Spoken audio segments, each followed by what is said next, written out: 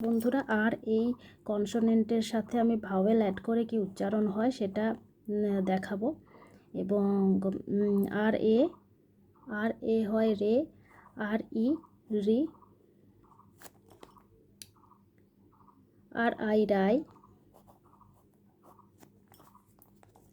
আর O রো,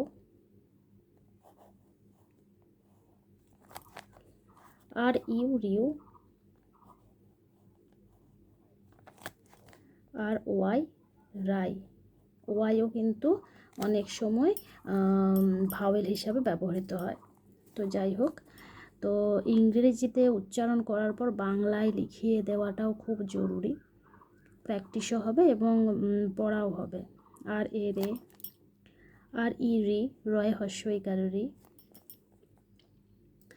আর I রাই, রয় আকারে রা, হস্য ই রাই।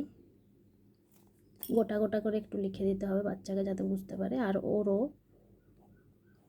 রয় ওকারে রো, আর ইউ রিউ,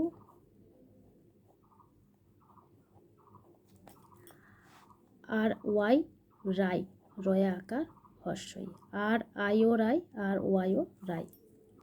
যদি ভিডিওটি ভালো লাগে অবশ্যই একটা লাইক করবেন।